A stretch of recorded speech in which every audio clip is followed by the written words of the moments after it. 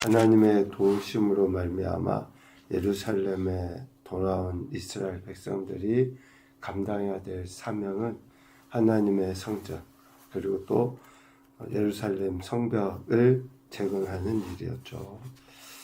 산발랏 그리고 도비야 이런 사람들은 정말 끈질기게 조롱도 하고 비방도 하고 음해해서 방해했었죠. 그럼에도 그 사명을 멈추지 않고 완수할 수 있었던 것은 각각의 역할은 다르지만 어쩌보면 다 동일하다고 할 수 있어요. 하나님을 경외한 거죠. 느헤미야나 또 에스라. 그래서 느헤미야는 자신에게 있는 것을 백성들에게 나눠주면서까지 격려한 거죠. 백성들은 허리춤에 칼을 차고 건축을 해야 될 그런 상황이었고 느헤미야는 자신에게 있는 것을 백성들에게 나눠주면서 격려했고 에스라 같은 경우는 하나님의 말씀을 백성들에게 가르치기로 결심했고 그러니까 이런 모든 것들이 소위 우리가 흔히 하는 삼박자가 맞는 거죠. 딱딱딱 이렇게 그렇게 하다 보니까 각자의 역할을 충실히 하는 것으로 인해서 결국 예루살렘 성벽이 완공될 수 있었다. 이렇게 완공된 예루살렘 성에 사람들이 살아야 되잖아요. 이제 성벽이 완공되기는 했지만 오랫동안 폐허 상태로 있었기 때문에 사람들이 예루살렘에 사는 것은 결코 쉬운 일이 아닙니다. 그래서 백성의 지도자들은 자신들과 함께 예루살렘에 거주할 사람들을 제비뽑기를 통해서 뽑아요. 그래서 10분의 1을 예루살렘 성에 거주하게 합니다. 그 가운데 특별히 유다 자손, 베냐민 자손들이 거주하죠. 예루살렘 성이 하나님의 도성이라고 하는 즉 하나님의 백성이 거주하는 곳이라고 하는 정통성을 드러내 보이도록 하기 위해서 남유다에 속한 유다 자손, 베냐민 자손을 이렇게 예루살렘 성에 거주하게 합니다. 그렇게 예루살렘에 거주한 사람들이 예루살렘에서 소위 왜 예루살렘에 살아야 하느냐라고 하는 것을 오늘 우리가 읽은 12장 말씀을 통해서 가르쳐줘요. 예루살렘 성에 산 이유가 뭐냐? 왜 예루살렘 성에? 어쩌보면 폐허가 된 그 상황, 성벽은 재건되었지만 여전히 이렇게 삶을 살아가는 데 있어서 불편할 수밖에 없는 그곳에 왜 살아야 되느냐? 결국 예루살렘의 재건은 하나님께 예배의 회복에 의미가 있다라는 거죠. 예루살렘 성벽이 재건된 것으로 인해서 하나님께서 실질적으로 이스라엘에게 기대하시는 것은 예배의 회복이죠. 이스라엘 공동체는 다른 족속하고 특별한 차이가 있잖아요. 이방 족속하고는 더더욱더 차이가 있어요. 이스라엘 공동체는 하나님께 예배해야 될 존재라는 거죠. 그래서 예루살렘 성벽이 재건된 것으로 인해서 하나님은 이스라엘이 다시 하나님의 말씀을 듣고 하나님께 예배의 회복을 기대하신 겁니다. 이를 위해서 예루살렘에 살도록 한 제사장과 레위인의 이름을 오늘 느헤미야 12장에 보면 기록을 하고 있어요. 이렇게 제사장과 레위인의 이름을 기록함으로 성전을 또 예루살렘 성을 하나님께서 버리지 아니하시고 회복해 하셨다라고 하는 그래서 제사장과 레위인의 역할을 강조함으로써 저들이 앞으로 예루살렘은 하나님께 예배하는 공동체이다. 예배하는 성이다. 라고 하는 것을 드러내 보이려 하셨다라는 거죠. 그러니까 예루살렘이라고 하는 것은 어떠한 단순히 공간의 문제가 아니라 어떤 크기나 규모의 문제가 아니라 하나님께 예배하고 하나님의 다스림을 받고 있다고 하는 것을 실제적으로 드러내 보이는 장소라는 것을 레위인과 제사장들의 사명을 통해서 나타내 보이시고 있다라는 겁니다. 그들에게 직무를 맡기고 일을 하는 순서도 정해 주십니다.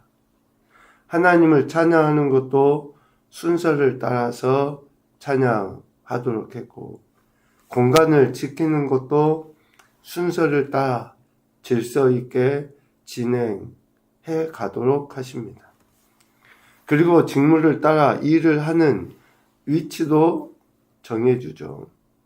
그런데 이렇게 질서에 따라 순서 정해진 것이 그냥 지금 새롭게 하신 것이 아니라 오늘 우리가 읽은 12장 24절에 보면 다윗의 명령대로 순서를 따라 주를 찬양하며 감사하고, 그러니까 일을 하는 이런 모든 순서, 찬양하는 것, 공간을 지키는 것, 이렇게 행해지는 모든 것들이 이미 하나님께서 다윗에게 명령하셨고 다윗을 통해서 주신 그 말씀대로 지금 솔로몬 때도 아니라 바벨론 포로로 잡혀갔다가 다시 예루살렘에 돌아와서 성전을 재건하고 성벽을 재건한 저들이 다윗의 명령에 의해서 지금 순서를 정하고 하나님께 찬양하고 감사하는 일을 감당하게 했다. 정통성이라는 것은 그래서 뭐 하루아침에 되어지는 게 아니에요. 또 분명히 하나님이 정하신 그 방법대로 이루어져 가는 것이 정통성입니다.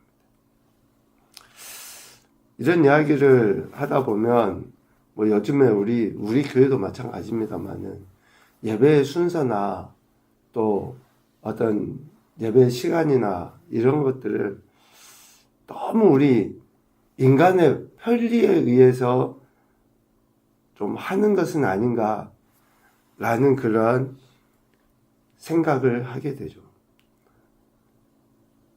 정통성이라는 것을 무시한 편리는 하나님의 뜻을 거스르기 좀 쉽지 않을까. 하나님이 처음에 말씀하셨던 것을 좀 너무 거스르는 것은 아닐까라는 그런 좀 생각을 하게 됩니다. 여간 예루살렘 성벽의 재건, 성전의 재건 이후에 제사장과 레위 사람들을 세운 것은 이미 다윗에게 하나님이 하신 그 말씀에 의해서 하나님께 예배하는 공동체라는 것을 다시 확인하고 또 그렇게 하나님께 예배하기 위하여 구체적으로 저들의 이름을 기록했다라는 것입니다. 거룩하신 하나님을 섬겨야 되는 이스라엘은 하나님께 예배하기 위한 거룩한 공동체인 예루살렘 성벽을 재건해야 했고 또 예배함에 있어서 질서를 따라 행하는 것으로 인해 거룩한 백성이라고 하는 정체성을 드러내 보여야 했다라는 것입니다. 이렇게 예루살렘에 돌아온 레위 사람들, 제사장 사람들의 명단을 구체적으로 기록하죠. 1절부터 9절까지는 수룹바벨과 함께 1차 귀환한 제사장과 레위 사람들의 명단이고 또 10절, 11절 말씀에 보면 그 뒤를 이은 대제사장들의 명단이 기록되어 있죠. 그리고 12절부터 마지막 26절까지는 느헤미야 시대의 제사장 지도자들의 명단이 기록되어져 있습니다. 이스라엘이 포로 생활이라고 하는 어쩌면 하나님의 심판을 받은 그런 상황에 있었지 않습니까? 그런데도 하나님께서 예배를 섬기는 자들, 그러니까 하나님이 예배를 섬길 자들을 남겨두신 거예요. 포로 생활 가운데서 다 저들이 포로로 잡혀가서 그냥 아예 이방신을 섬긴다든지 또 아니면 제사장과 레위인의 직분을 아예 포기하고 일반 사람과 그렇게 살아간다든지가 아니라 여전히 하나님께 예배해야 될 그러한 자들을 하나님이 보존해 주셨다는 거예요. 그래서 저들이 예루살렘에 돌아와서 하나님께 예배하는 직분을 질서에 따라 행하게 되었다라는 거죠. 하나님의 은혜로 인해 하나님께 예배할 인생들을 하나님께서 친히 남겨두셨다. 지금 이 세대에 많은 사람들이 하나님을 안 믿고 떠나고 예배하지 않지만 하나님께서 친히 남겨두신 것, 바알과 아세라에 무릎 꿇지 아니했던 사람들을 하나님이 남겨두신 것처럼 그렇게 지금 이 세대에도 하나님이 예배하는 자들을 남겨두시고 각자의 자리에서 그렇게 예배하도록 하나님이 하신다는 거예요. 성전이 파괴되고 포로 생활을 하면서도 제사장과 레위인들을 다음 세대에 대해 성전에서 섬기도록 하나님께서 그들을 남겨두셨고 또 섬기는 법도와 신앙을 가르치는 일들을 하도록 하나님이 하셨다. 그러니까 이런 말씀들을 보면 우리는 예배하는 자를 찾아보기 어렵다. 교회가 곧 무너질 것 같다. 그건 우리 인간 생각이에요. 맞습니다. 많은 사람들이 교회를 떠나고 예배하는 자를 찾아볼 수 없는 것처럼 나타나 보이긴 하지만 남겨진 자들이 있다니까요. 어디에서도 신실하게 하나님께 예배하고 또 다음 세대의 신앙을 전수하기 위해서 몸부림치는 교회들이 있어요. 요즘에 교회들이 안 된다, 부흥이 어렵다. 물론 맞습니다. 그런데 또 한편으로 어디 보면 정말 부흥하는 교회도 있고 정말 뜨겁게 기도하는 교회도 있고 그런 데가 있어요. 하나님 남겨두신 데가. 그래서 우리가 보편의 생각이 아니라 하나님께서 남겨두시고 제대로 하나님을 섬기고 있는 그러한 모습들을 이렇게 도전받아 살아가면 되는 거죠. 이스라엘은 하나님께서 심판을 통해 자신들을 낮추셨죠. 그런데 성전과 성벽의 재건을 이룰 수 있도록 하나님께서 자신들을 존귀하게 하셨다는 것을 기억해야 돼요. 그래서 하나님께 예배하고 하나님의 백성이라고 하는 정체성을 이스라엘은 드러내 보여야 됩니다. 오늘 우리가 바로 그러한 자라고 하는 인식을 가지고 살아야만 되는 거죠. 하나님은 제사와 찬양을 담당하는 이들을 남겨두셨어요. 그리고 세우십니다. 그리고 무너진 곳을 재건하신 이후에 그 사명을 감당케 하신 것이죠. 첫 번째 교훈으로 보면 예루살렘의 성전과 성벽의 재건은 예배의 회복으로 나가야 한다. 눈에 보이는 건물이 무슨 의미입니까? 필요하죠. 그런데 거기에 의미가 부여되지 아니하면 아무런 어쩌면 능력도 영광도 나타낼 수가 없어요. 예배의 회복으로 나아가야 됩니다. 두 번째, 하나님의 성전으로 지음을 받았음을 삶의 현장에서 예배로 나타나 보이자. 우리가 남겨진 자라고요. 레위인과 제사장들과 같이 포로로 잡혀갔어도 남겨진 자들, 예배해야 될 자들이다. 그러면 우리가 삶의 현장에서 예배하는 것으로